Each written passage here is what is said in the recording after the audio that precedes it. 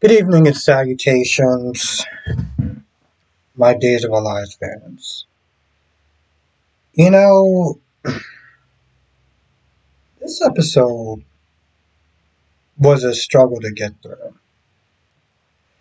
I don't know what's going on with Days of Our Lives, but it seems like it has this pacing issue, right?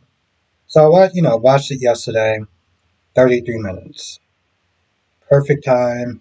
Doesn't seem like, I can already tell that scenes aren't going to be overly long and overly drawn out. And so when I saw it was 43 something minutes, I was like, why did they add in those extra minutes for?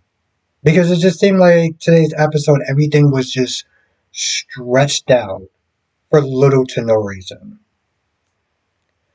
I don't understand in a sense of EJ 1 minute seemed like he did not want to drop the charges. And it was not going to happen. Just to towards the end decides to drop the charges. I get suspense. I'm fine with that.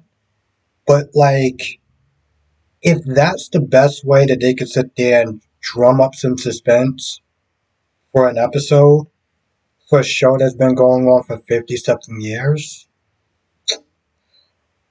I would definitely sit there and say that they were being pretty damn lazy. And in a sense, I understand why EJ at first was like, I'm not going to do it. Stories kept changing around. Sarah's memory went from one person to the next. It was very convenient at the time, like he said, that Sarah gained her memories, and Brady also remembered as well. So I totally understood. At first I was like, oh, I'm still drawing this out, but I understood where EJ was coming from. He was like, yo, listen, I got two people, I have no idea what's going on, and I'm going to make sure absolutely without a shadow of a doubt that I'm not going to just release Brady. On top of that, Fiona does have her rights to counsel and due process. And yeah, Fiona confessed to you. That's cool. But she just confessed to you and Xander. So we're not gonna just sit there and just kind of rush this out just because you said that he didn't do it. So I understood that. But then towards the end, he's just like, okay, I'm gonna let you go. Get out of my sight before I change my mind. You see what I'm saying? Like stuff like that is just like very jarring, right? Um, what else?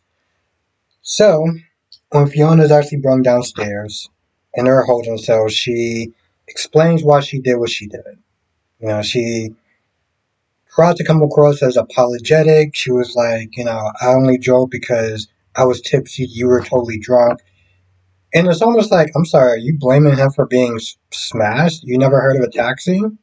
I mean, I know now they got ride shares and Ubers and stuff like that, but like,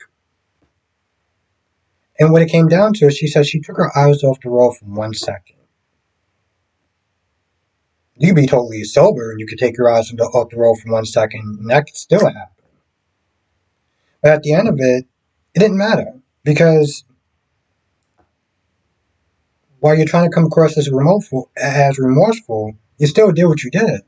Your actions is speaking louder than your words. No one, isn't it just saying that you're sorry and I didn't mean to do it and I only did it? No one cares at this point. You practically, and she even said, I looked up pretty much how to get away with this. Yeah, okay. So the remorsefulness, but then you are diabolical enough to sit there and be methodical enough to put this man behind jail for years. And then we go back to the house with Xander and Sarah. And Xander's not there blaming himself. He's blaming himself for her being in the chair in the first place. And like this is kind of what I'm talking about on some level. And maybe I'm preaching and whatever. This goes back to my video about how men is represented in these soap operas. Blame himself. He's going to say, I'm the reason why you're in that chair. I should have known. I should have knew the signs and things of that nature. No, no, no, no, no, no, no, no, no.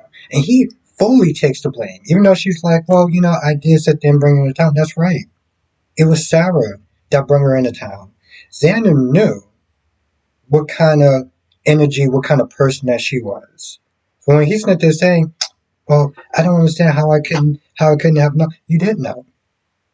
You knew, but you had to sit there and deal with your nagging ass wife. And it's like, why should he have to sit there and take all the blame? That is absolutely acidine. He doesn't let her get a word in. She's just like, okay, all right, I mean, if you're gonna, sit there and take the blame, I'm just gonna just sit back here and just chill. You know what I'm saying? Like that just, like, bro, seriously? It was a little annoying. I'm gonna be honest. It was a little annoying.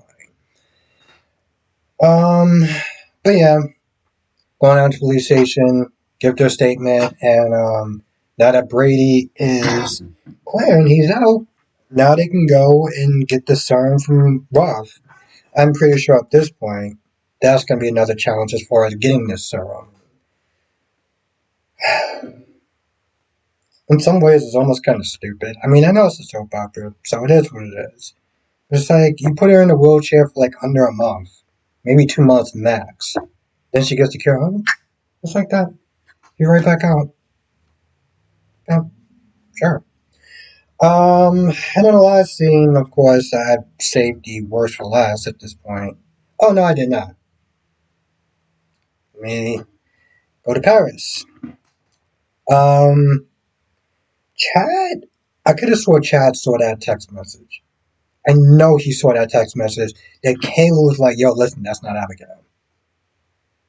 And he just chose to ignore it. He just chose to ignore it. And later on, Fabi, saw it. She got all flustered and stuff like that.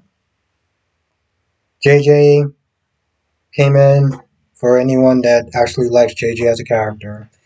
Holly was sitting there talking about her stupid relationship, saying that in a lot of ways she did kind of screw herself by sneaking into Brady's room to try to look for evidence. She doesn't even know that it was Fiona. So when she gets back, she had to sit there and find out that whole thing that I generally don't care about.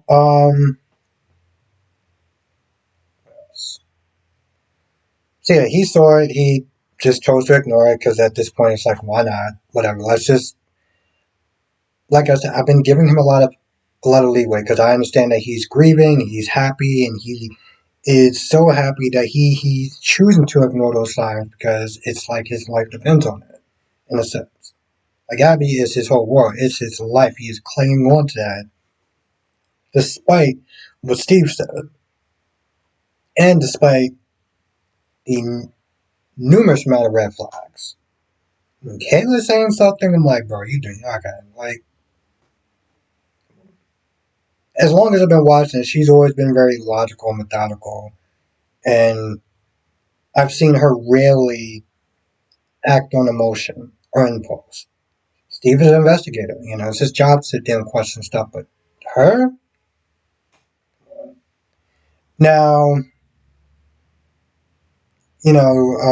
Holly also says that it's going to take some time with Nicole, but, we'll work through it. I was like, oh, at this point, that's really all you can do. I mean, we kind of just got to sit and accept it for what it is, because, well, you know why.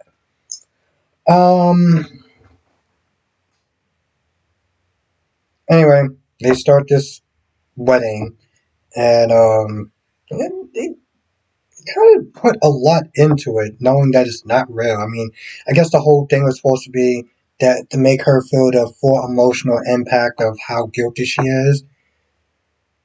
So, okay, fine. I felt like it was extremely sappy, but whatever.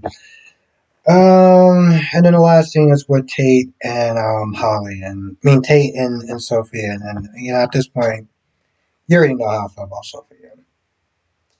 But she did find out that it was Fiona that was behind the wheel. dates that they're wondering why his dad is not in jail yet, even though that she's in police custody. I was kind of wondering that too, but then when EJ explained it, I was like, okay, fine, I understand. Um, there's really not much to sit there and say about this scene. They almost kissed, I nearly threw up, and I don't know, I just, it's like, I would sit there and say it's a damn near chore to get through scenes with Sophia and Holly, and Tate for that matter, mostly Sophia though. The only time, what's that they're thinking about when those scenes is going on? Man, I can't wait to watch The Young and Restless. That's correct.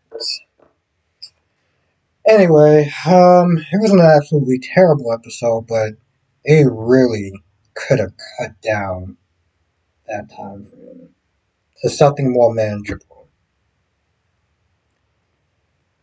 Yeah, I mean, I don't want to sit there and say like the solution is to just pick a standard time because when you pick a standard time, they're gonna add stuff in to an episode that's not necessarily needed, but just to fill up the time, just to fill the time schedule. But yeah, they definitely need to work on their pace. And whenever I see a 40 something, 43, 44 minute episode, I already start to like, because I know that they're going to sit there and try to pad the living, pad it like there's no tomorrow. Anyway, if I missed anything, let me know in the comment section below. I want to thank you for watching. I'll see you in the next video.